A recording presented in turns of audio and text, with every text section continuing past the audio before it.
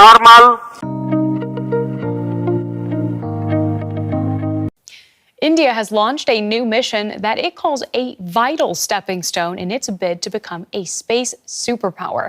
सोमवार शाम इसरो ने स्पेस डॉकिंग एक्सपेरिमेंट यानी कि स्पेसडेक्स सैटेलाइट के जरिए एक सफल लॉन्चिंग कर नया इतिहास अंतरिक्ष की दुनिया में रच दिया। प्लेटफॉर्म के जरिए एटलीस्ट मैं तो मुबारकबाद देना चाहूंगा इंडिया को, उनकी हुकूमत को, ISRO को और पूरी उनकी आवाम को कि एक बहुत बड़ा लैंडमार्क उन्होंने अचीव किया है। Tell us a little bit more about this mission, please. दरअसल स्वदेशी तरीके से विकसित इस डॉकिंग तकनीक के जरिए इसरो दो स्पेस क्राफ्ट को आपस में जोड़ेगा। Especially with respect to Chandrayaan-4, where India hopes to bring back samples from the moon back to the Earth, this docking mission will be really helpful. आज मैं ये पूछना चाहूंगा, क्या वजह है?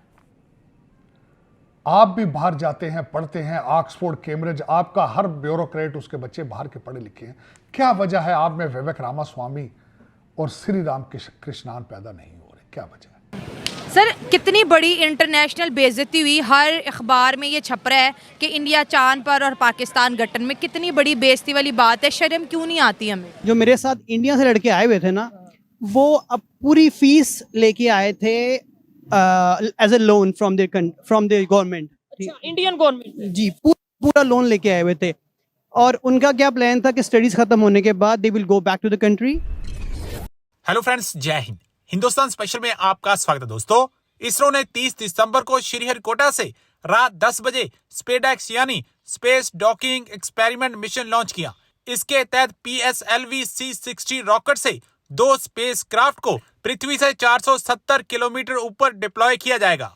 इस मिशन के सफल लॉन्च होते ही भारत ने इतिहास रच दिया। दुनिया सोती रही और इसरो ने नया कीर्तिमान बनाया। अब 7 जनवरी 2025 को इस मिशन में अंतरिक्ष में बुलेट की स्पीड से 10 गुना तेजी से ट्रेवल कर रहे इन दो स्पेसक्राफ्ट को कनेक्ट किया जाएगा। मिशन सफल रहा तो रूस, अमेरिका और चीन के बाद भारत ऐसा करने वाला चौथा देश बन जाएगा। ये भारत के इतिहास का सुनहरी पल है।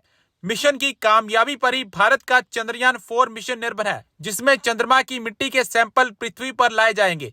चंद्रयान-4 मिशन को 2028 में लॉन्च किया जा सकता है। अब पाकिस्तानी मीडिया ये चर्चा कर रहा है कि देखो दुनिया सोती रही और इसरो ने फिर नया कीर्तिमान बना दिया। पाकिस्तान का पार्लियामेंट एक दफा फिर जो है इंडिया के नारों से गूंज उठा है। सैयद मुस्तफ़ा कमाल जो कि पाकिस्तानी पार्लियामेंट के MP है, मेंबर ऑफ पार्लियामेंट है, उन्होंने कहा जनाब स्पीकर इंडिया चांद पे पहुंच चुका और हमारा कराची में गटर तक नहीं है, हमारे बच्चे गटरों में गिर गिर के मरे। एक मुल्क चांद पे और दूसरा गटर, तो ये कितनी वियर्ड किस्म की एग्जाम्पल उन्होंने पार्लियामेंट के अंदर दी। साथ साथ उन्होंने कहा मैं यहाँ पर फैक्ट्स के ऊपर बात कर रहा हूँ कि पड़ोसियों ने इतनी तरक्की कर ली कि वो चांद पर पहुँच चुके हैं और हमारे मुल्क के जो है स्पेशली कराची शहर के अंदर गटरों पर ढक्कन तक नहीं है और बच्चे हमारे मर रहे हैं गटरों में डूब डूब के। इसके साथ साथ पानी के मसलों पर भी बात की। दोस्तों, हम पाकिस्तानी अवाम की तरफ बढ़ते हैं और जानते हैं उनकी राय कि वो क्या कहेंगे कि बार बार पार्लियामेंट के अंदर इंडिया को प्रेस क्यों किया जाता है। आज आपने पाकिस्तान के मेंबर ऑफ पार्लियामेंट की तो स्पीच सुनी होगी। सैयद मुस्तफ़ा कमाल कहते हैं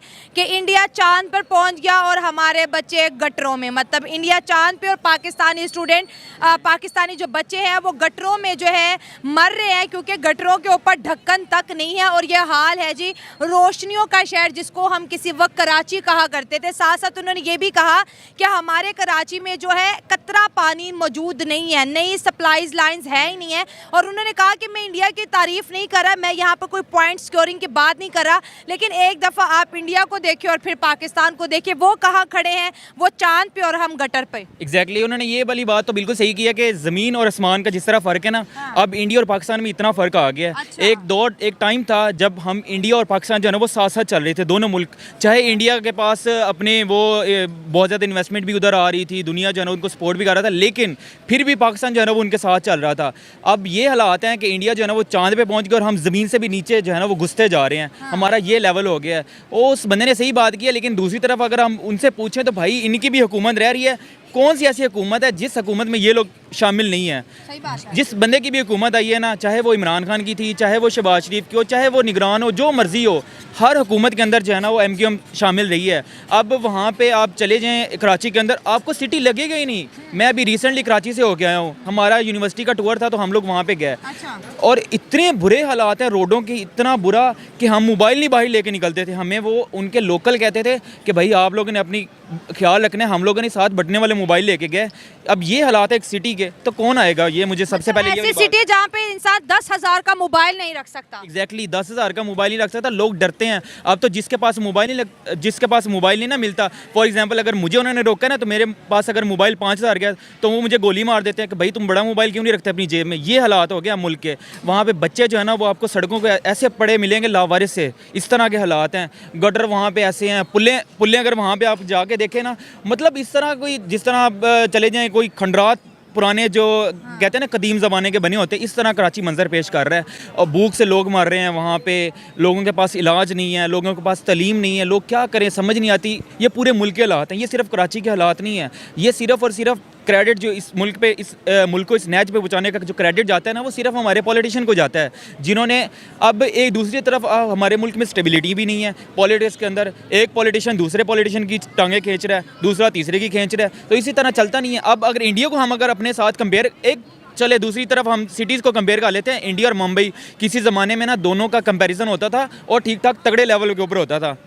अब मुंबई कहाँ पे पहुँच गया और हम कराची कहाँ पे, वही सेम कंपैरिजन। इंडिया जहाँ पे पहुँच गया वहाँ पे मुंबई भी उतनी ऊंचाइयों पे पहुँच गया। मुंबई तो बिलियनियर का शहर बन गया ना, वहाँ पर तो रिहाइश है, मतलब कि करोड़पति नहीं बिलियनियर अरबपति वहाँ पर रहते हैं। रोशनियों का शहर है, मेट्रो है, किस तरह से उन्होंने स्मार्ट सिटीज डेवलप करी है। और हमारी कराची को रोशनी का शहर कह रहे, ना वहाँ पे बिजली, ना वहाँ पे पानी, और चोरी चकारी और गटरों के ऊपर ढक्कन तक नहीं है कि बच्चे वहाँ पर गिर गिर के मर रहे हैं। और बातें हम यहाँ पर करते हैं कि हमने अभी मून मिशन पूरा किया है, तो आवाम कहती तानू मून ते जान दी लोड़ किसी, पहले जमीन दा ते तुसी पानी ते आटा पूरे कर लेने, फिर आपने इलेक्ट्रिसिटी बिल के अंदर मून एडजस्टमेंट चार्जेस हमें भेज देने हैं। एग्जैक्टली ऐसे ही होना है। और अब मून पे पहले ये पहुंच गए हैं, लेकिन ज़मीन पे हमारे पास इधर आवाम के पास खाने के लिए पैसे नहीं है। भाई अगर आप पहले सबसे पहले अपनी आवाम को तो देखो ना, आप अगर दुनिया के साथ मुकाबले कर रहे हैं लेकिन आपकी इतनी औकात नहीं है, तो क्या ज़रूरत है इन मुकाबले करने की? क्या दिखावा करने की ज़रूरत ही नहीं है हमें। किस चीज़ का दिखावा कर रहे हैं? जब हमारी औकात ही नहीं है हमारी चांद पे जाने की,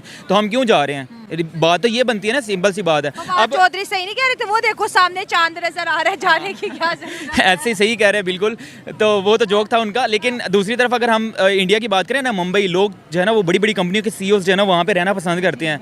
दोनों ही, कराची भी बीचेस समंदर लगता है, मुंबई को भी समंदर लगता है, लेकिन वहाँ पे समंदर की कंडीशन क्या है और हमारे यहाँ क्या कंडीशन है, यहाँ से कंपैरिजन आप कर लें।